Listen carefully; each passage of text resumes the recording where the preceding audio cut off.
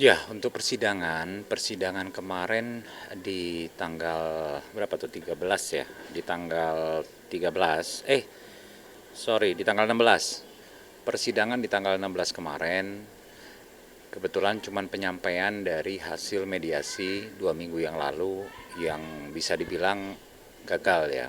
Jadi ah, dari hasil mediasi tersebut nggak ditemukan titik temu ataupun kesepakatan antar pihak. Jadi ah, persidangan dilanjut seperti seharusnya. Dan di persidangan kemarin di tanggal 16 itu akhirnya ditentukan oleh hakim, oleh majelis hakim untuk kemudian sidang selanjutnya diadakan by e-court. Jadi kita tinggal submit aja untuk materi jawaban, terus replik duplik. Nah nanti di tanggal 23 Agustus insya Allah jadwal untuk uh, sidang offline lagi, yaitu pembuktian. Ya, offline-nya. Jadi untuk 4 tanggal sidang ke depan dikarenakan ada kemungkinan kita rekonvensi uh, pada minggu depan insya Allah di hari Selasa itu kita insya Allah kemungkinan kita akan rekonvensi. Jadi tergantung dari beberapa hari ke depan ini apakah ada ya mediasi kan tetap bisa berjalan.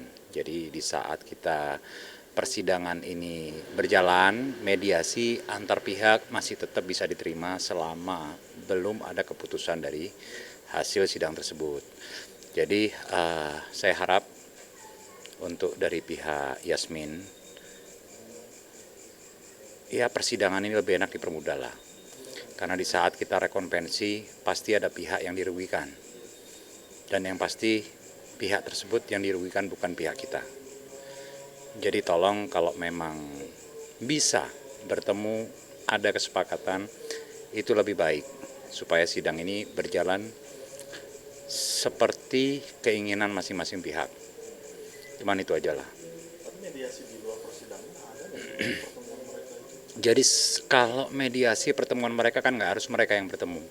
Kan bisa aja dari pihak PH yang bertemu, terus PH juga bisa ada komunikasi by phone ataupun apa bentuknya kan bisa. Jadi uh, itu berjalan antar PH berjalan saat ini. Jadi antara PH Aditya Zoni, saya selaku PH-nya, dan PH dari Yasmin O, itu kami rekan saya Maki, kita terus berhubungan, kita keep in touch dan terus membicarakan titik temu yang terbaik antara mereka berdua. Cuman kan tetap dari prinsipal seperti apa, itu yang terpenting. Tapi Yasmin kan sempat mengatakan bahwa dirinya kekeh minta hak asuh anak, menganggap karena dia mampu menafkahi anak. Ya, kalau kata-kata mampu, jadi kedua belah pihak kan mengklaim mereka mampu. Tapi memang apabila tidak ada halangan, tidak ada halangan yang uh, terpaksa hakim memutus beda, terpaksa hakim memutus tidak sewajarnya. Sewajarnya kan memang anak di bawah 12 tahun itu hak asuh dipegang ibu. Cuman apabila ada keadaan memaksa, terpaksa, itu bisa dilempar ke bapak. Dan itu yang kita kejar. Tapi emang sampai saat ini si adik masih menafkahi anaknya? Insya Allah masih ya. Kalau untuk urusan internal seperti itu memang saya nggak masuk di dalam hal tersebut. Tapi menurut informasi dari Aditya Zoni ada nafkah-nafkah tersebut masuk. Tapi nafkah yang dikasih sama Aditya Joni ini dirasa kurang nggak sama si Yasmin? Gini ya, kalau memang standar tiap-tiap manusia itu beda. Mungkin standar kita dengan standar orang di luar negeri beda. Ya, tergantung dari individunya hidupnya seperti apa, tergantung dari individu standar hidupnya seperti apa. Kalau normal-normal aja ya saya rasa cukup. Cukup. Apabila normal, kalau nggak normal ya mungkin kurang. gitu loh. Tapi betul nggak bang, si pihak Yasmin sendiri membatasi Adit untuk bertemu anak-anaknya sehingga Sempat kemarin di saat awal-awal persidangan berjalan itu ada pembatasan. Jadi pihak dari Yasmin tidak merespon telepon dari pihak Aditya Zoni. Jadi sempat Aditya Zoni itu mencoba ngubungin Yasmin O dan juga susternya itu di blok nomor, nggak diangkat lah, bukan di blok, nggak diangkat telepon. Padahal pada waktu itu schedule-nya memang Aditya Zoni ingin bertemu dengan anak. Jadi atas hal-hal tersebut makanya kita pengen ada kesepakatan antar pihak dan ke depan para pihak juga bisa memegang kesepakatan tersebut. Makanya kesepakatan tersebut harus ditulis dan menjadi salah satu putusan, salah satu alasan putusan di pengadilan. apa atas dasar itu akhirnya Adit jadi menggugat hak asuh. Bukan cuman dasar itu. Kalau cuman dasar itu sebenarnya kurang kuat ya. Bukan cuman dasar itu. Kan ada hal lain yang kuat yang bisa kita jadikan senjata lah untuk memperjuangkan hak asuh anak tersebut. Apa tuh bang alasan lainnya? Nah, kita masih belum bisa buka ya. Kita belum bisa buka di media. Seperti tadi saya bilang, pasti ada pihak yang dirugikan. Pasti ada pihak yang dirugikan. Dan saya tekankan lagi, pihak tersebut bukan klien saya. Pihak yang dirugikan ya, bukan klien saya, bukan Adit. Ya, udah jelas ya, udah jelas ya. Nggak perlu saya sebutkan, gitu loh. Tapi upaya Adit untuk bertemu anak-anak apa cuma hanya menelpon dulu, nggak mendatangi langsung ke rumahnya si Yasmin bang? Kan secara dia orang tuanya sendiri, ayahnya sendiri yang berhak. Ya gimana, sekarang di Jakarta ini kan kita kalau udah jauh-jauh, terus nggak ada orang di rumah, itu pun kalau Aditya Zoni tahu rumahnya di mana. Kan mungkin Aditya Zoni juga nggak tahu rumahnya di mana. Wallahu alam, saya nggak tahu. Cuman mungkin Aditya Zoni juga nggak tahu rumahnya di mana. Dirahasiakan mungkin ya, saya nggak bilang dirahasiakan, tapi mungkin dirahasiakan. Nah, yang jelas pada saat itu Aditya Zoni mau mendatangi si anak, mau jenguk si anak, biasanya bertemu di luar. Cuman pada saat itu telepon nggak direspon, apa-apa nggak direspon, kontak dengan si suster juga nggak direspon. Jadi ya Aditya Zoni merasa kecewa lah, gitu. Kapan terakhir ketemu bang sama anaknya? Pada waktu itu kejadian kesulitan komunikasi itu di awal-awal sidang. Cuman kalau terakhir bertemu anak itu minggu kemarin, insya Allah kalau nggak salah mereka bertemu minggu kemarin masih bertemu. Cuman sekali orang disakitin itu kan ya akhirnya dia jadi mawas diri ya. Jadi hati-hati ke depan, jangan sampai diambil salah langkah. Saya jelasin ke Aditya Zoni, jangan sampai kau ambil salah langkah. Peluang apapun manfaatkan. Ketemuan di mana sama anaknya? Biasa di Kemfil ya, kalau nggak salah, kalau nggak salah di Kemfil. Berarti sama si Yasmin juga atau sama babysitternya? Aku kurang tahu masalah itu ya. Apakah sama Yasmin atau cuman dengan suster, aku kurang tahu. Masih Adit sendiri karena kesibukannya apa bang? Dia ada ada syuting apa ya, short movie ya, film pendek itu. Ama ada beberapa endorse juga. Nah si Yasmin kan ini kan dia mengutarakan bahwa dia mampu membiayai anak-anaknya tanpa dinafkahi sama Adit. Kita lihat juga di sosial media sekarang dia baru beli mobil mewah itu apa? Si Adit gimana melihat itu bang? Melihat kehidupan Ya kalau memang si Yasmin dapat rezeki yang baik, ya otomatis Aditya Zoni seneng lah.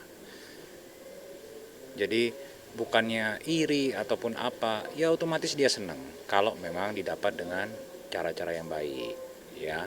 Nah, tinggal kita lihat aja kerjanya Yasmin itu apa. Kerjanya Yasmin apa? Apakah dia ada endosan ataupun ada bisnis? Kita kan nggak tahu. Jadi ya selama Yasmin dapat rezeki baik buat dia, buat keluarganya, buat anaknya dia juga, ya alhamdulillah kita cukup senang. tapi Adit melihatnya bagaimana bang? Mungkin dengan kesiapan si Yasmin sendiri Nggak masalah. Jadi kalau memang Yasmin ini merasa dia mampu, toh bukan berarti Aditya Sony nggak mampu. Ya kan, mereka kan punya penghasilan sendiri-sendiri. Mungkin si Yasmin ada kontrak-kontrak kerja sendiri, si Aditya Sony juga ada kontrak-kontrak kerja sendiri. Kalau dirasa nilai kontraknya si Yasmin lebih besar, yaitu berarti rezekinya Yasmin lebih bagus untuk saat ini. Cuman kan roda berputar. Kita nggak tahu ke depan Aditya Sony bakal seperti apa. Iya kan? Nah, itulah. Tapi Adit masih fokus ke Amar. Dengan Amar kan kita tahu baru saja ditutup 12 tahun penjara.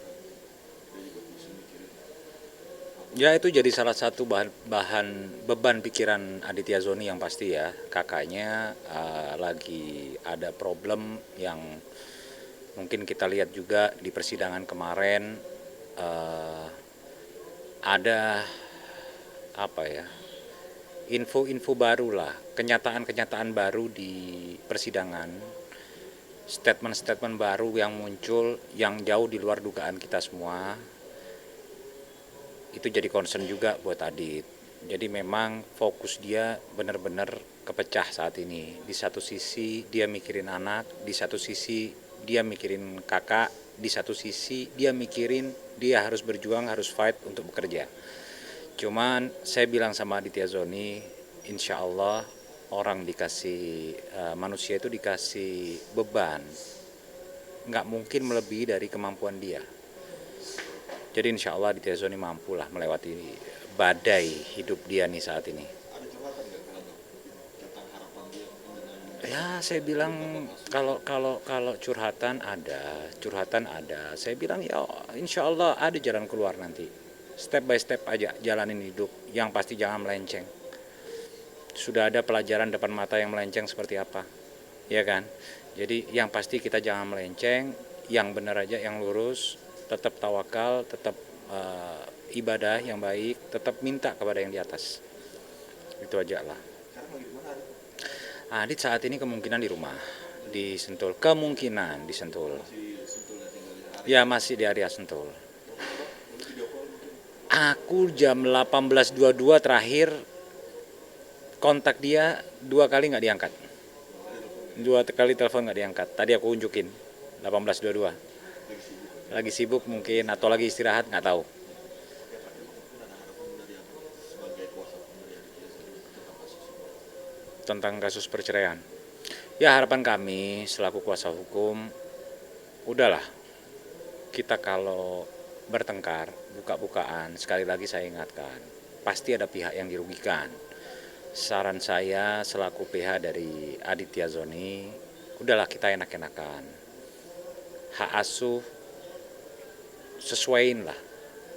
Kita udah sampaikan permintaan-permintaan kita, penuhin lah. Kalau memang oke, bikin perjanjian, kita tuangkan, kita kasih ke hakim. Jadi insya Allah ke depan baik buat semuanya. Saran saya seperti itu. Oke?